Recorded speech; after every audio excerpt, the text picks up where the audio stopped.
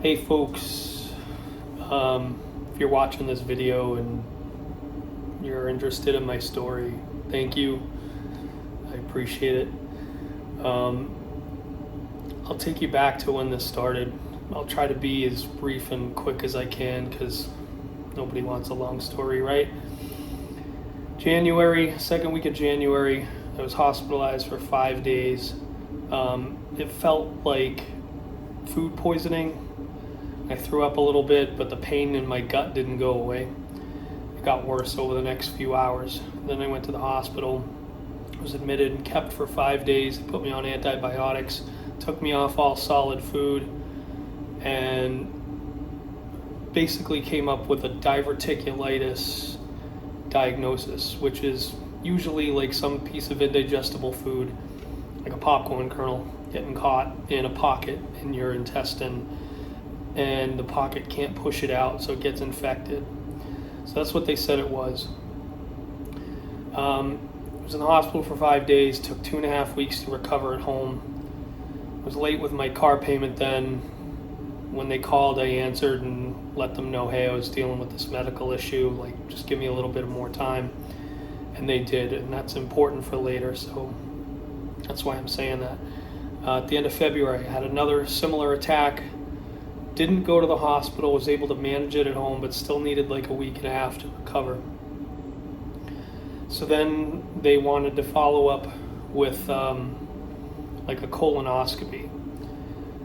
So they kind of took their sweet time scheduling that, and then when they did, they gave me liquid that I couldn't swallow, and by the time I started that, like their office had already closed. So I missed the first one. I went to it, but they wouldn't do it because I didn't drink that liquid. So they scheduled again.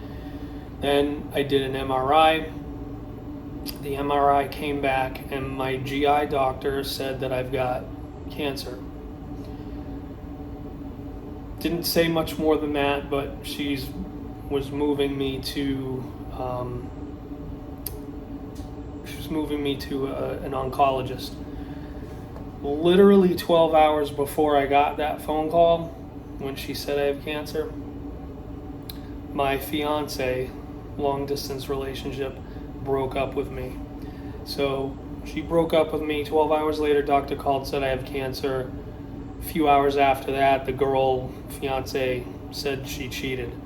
And that was one whole thing. I don't even really want to get into that because it's not worth it. But the appointments that I had all through May with the oncologist, when I had an appointment with him, he says, all right, has anyone talked to you about this yet? I'm like, not really. Like, my doctor just said I have cancer. So they pushed the colonoscopy up as soon as they could. Like, they moved it up like 3 weeks. They got me in like as soon as they could, which was probably several days after finding that out. When I did meet with the oncologist, he says you've got a tumor in your ascending colon, which is right at the end of the small intestine where it meets your large intestine, and then it goes up and then around your belly and then eventually out. So it's in that part that comes up.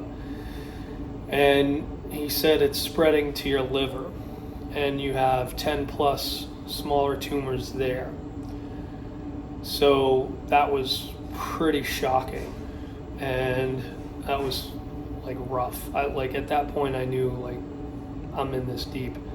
I got to do like a lot of stuff, to battle this. So he didn't say what stage it was, and a few days later I ended up asking, and he said it was stage 4. Stage 4 just means that it's moving from one location to another. It doesn't mean you're gonna die. It doesn't mean you can't come back from it. But I did ask him, like I talked to him about, okay, so, what do we do from here? And he's like, well, 6 months of chemo every 2 weeks, and then that should shrink them and hopefully they're gone. And I said, does this get cured? And he goes, typically no, it's just about managing it after that. And so I was like, geez, okay. So I've agreed to do the chemo. I started the chemo actually 2 Thursdays ago, and after they took it out, like I got a port 2 days before I started the chemo. They also did a liver biopsy a little bit lower, same day, and like same time on the table there. And 2 days later, I started the chemo. They pump it into me for 2 days. I have to wear this bag with a machine in it that pumps it into me for 2 days. After that, when they took it off, like the rest of Saturday and Sunday, I was just completely like exhausted, tired, and that's when the runs started, and I had the runs all week, and it pretty much dehydrated me to the point where one morning I was going to sleep because I'm a night owl. One morning I was going to sleep and I had the shivers and I couldn't stop shaking.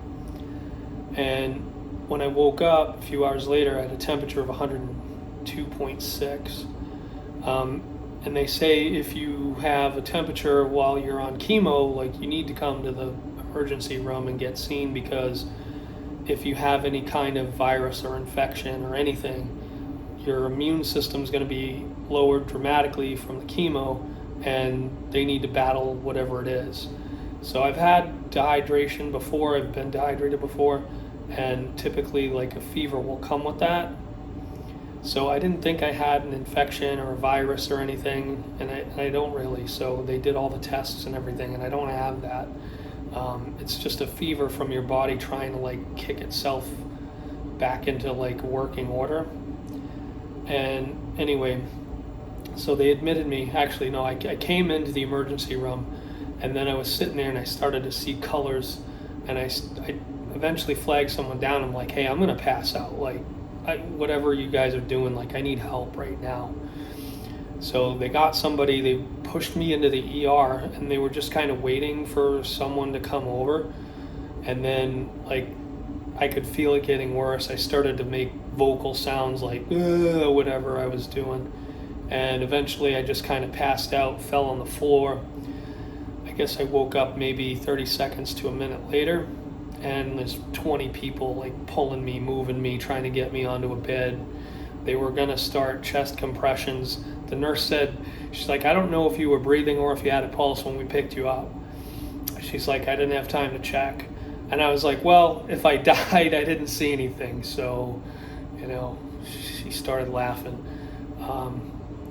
But yeah, since then it's just been a ton of fluids, antibiotics. I've had 2 blood transfusions, more antibiotics, iron, potassium, electrolytes, like all kinds of stuff, and just trying to get better. So this is the beginning of the battle. This is only the start of it, and I don't know how bad it's going to get. But the day before I passed out at the hospital, the car loan company called again, and this is why I mentioned it earlier. I knew it was them. I answered the phone, and I didn't even realize, like I knew I had the payment, but I didn't realize I hadn't made it yet. So I answered them, and I told them like I've got some health issues I'm dealing with, like just give me a few more days. And this is before, like the day before I was in the hospital, so I had no idea what was going to happen the next day. But I asked just for a few more days, like, I'll be able to get it to you in a few more days. Like, just give me, another week or something. That's what they did the first time, so that's all I was asking for. And, I did mention to that first lady, like, what I was dealing with. I started chemo, and, I'm not doing well after it, so, like, I haven't been able to work yet. So she's like, can you hang on for a minute? I'm going to try to connect you to our care department. I was like, okay. So she comes back on. She's like, hang on.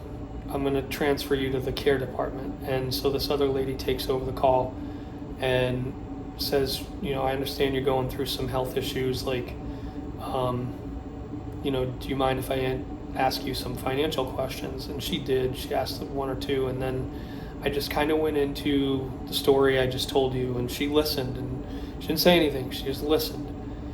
And when I was done, she was like, okay, I hear you. I hear that you're dealing with this. I'm very sorry that you're dealing with that. She's like, I'm going to try to do what I can do for you. So I'm asking for your prayers because a lot of my friends are praying for me, and it's working. And I know that because of the miracle that happened on the phone. This woman said, here's what I'm going to do for you. I'm going to, is there an amount that you're comfortable paying a month? And I said, yeah, $300. My current payment is like $556, and my interest rate is like 21%. And over the last year, I've paid probably $1,000 towards the car and probably $6,000 in interest. So she says, all right, I'm going to cut your payment in half to like $274. And I thought, like, hey, if we do that for 6 months, like, okay, that helps. She says, I'm going to cut it in half to $274 for the rest of the term. I'm going to drop your interest rate from 21% to 0. And for those of you who can math, that's over $22,000 in interest. And then the last thing that she said she was going to do was drop the price that I owe on the car from $21,000 to $17,000, meaning she was taking $4,000 of interest that I've already paid and applying it towards the balance that I owe. We're looking at like upwards of $28,000, $30,000 of debt that I owe just gone.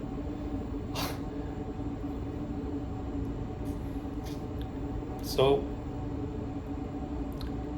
these are happy tears, but miracles do happen. They do. So please keep me in your prayers. And, I just want to thank the group and thank Jason especially. Because I'm the kind of guy that does things for other people. I'm not the kind of guy that asks for help. And when people offer it, it's very touching. So I just want to give you a real quick example of how I usually, think of other people, because when I make other people happy, that makes me happy. Like that's who I am. So I told you about the crazy breakup, right?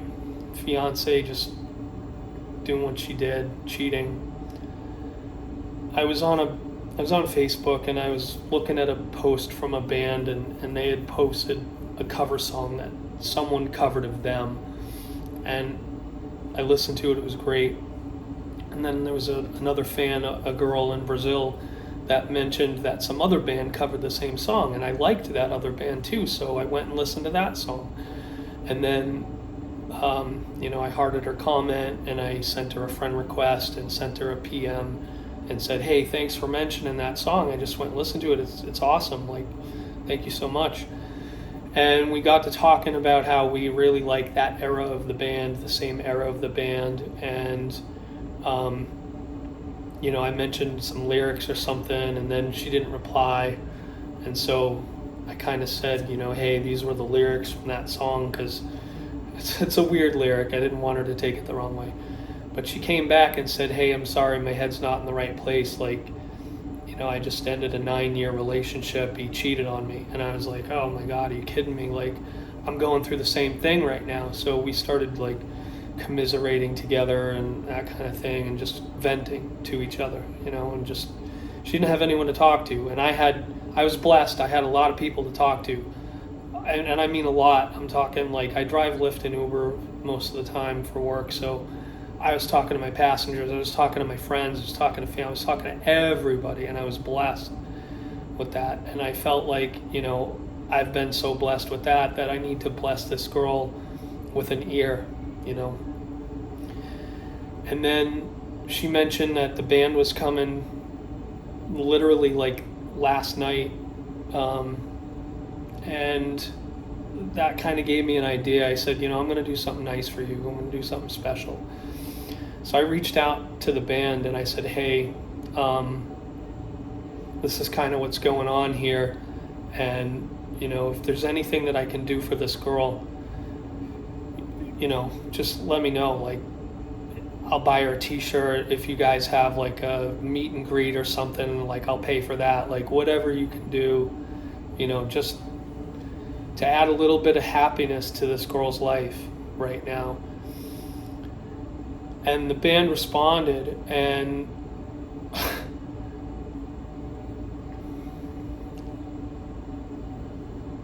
they reached out to her and invited her to a meet and greet. And like, I never said anything to the band other than like, I'm going through the same thing she is, right? I didn't say anything else about what I'm dealing with. And they reached out to her and they had a meet and greet, and they personally invited her to that. I don't think she even knew. And then when she got there, the band was like really, really kind to her and very attentive, and they made a huge, huge difference. And the main guy that I talked to basically said, you know, your friend was telling us about you and blah, blah, blah. And she immediately knew it was me.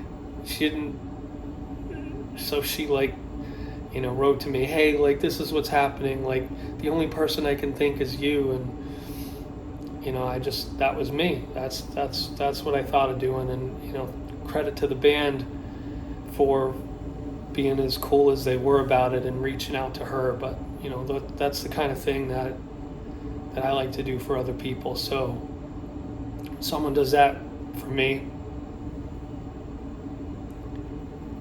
Jason, I'm touched. I mean it. Thank you. Sincerely, from the bottom of my heart, thank you. And finally, I know Jason mentioned my project. I do want to say, you know, what I'm even in this group for. I like to go to either colonial or Native American sites around the Northeast here. I live in Massachusetts, so I've been to over 360 sites in 15 states in the northeastern region of the country, everywhere from Maine to Kentucky, Illinois to Delaware. You know, I've been everywhere. I've been everywhere, man. So my project is to come up with 3 seasons of stuff, and I'm planning like a Kickstarter / fundraiser type thing to raise money to create the next 3 seasons. So I will have these 3 seasons done by the time I'm ready to do this fundraiser, and that will be, you know, the main thing that people get. And I want it to be as complete as possible so that all I have to do is add names to the credits. Everything else should be done, and ship out like physical items that people will get in return. So the items that I've been buying from Jason and the auctions are going all to that. I don't really even want them for myself. I'm not a collector. I'm not interested in having a lot of possessions. I do think these things are cool, and I am interested in them on a personal level, but I don't want to own a lot of stuff. So everything that I buy, I plan to give away. And so Jason's been really cool working with me, you know, trying to get me certain things, and you know, holding things for me or whatever. So that's my project. That's why I'm in the group. That's what I'm working on. And I'm gonna wrap it up here because 20 minutes is a lot longer than I expected to go. But thank you all. Thanks for watching. Thank you, Jason, again. And I'm fighting this. In a lot of ways, I'm fighting this. So I haven't given up. I got a lot of ways that I'm fighting this, but That's enough for now. If you care to learn more about me or my situation, or you want to follow along, like send me a PM and I'll add you to the list, or I'm probably going to start a full channel on YouTube soon for this stuff. But that's it. Thanks for watching. Thanks for your support. Thanks for your prayers. Please, please, please keep me in your prayers. They are working. Thanks.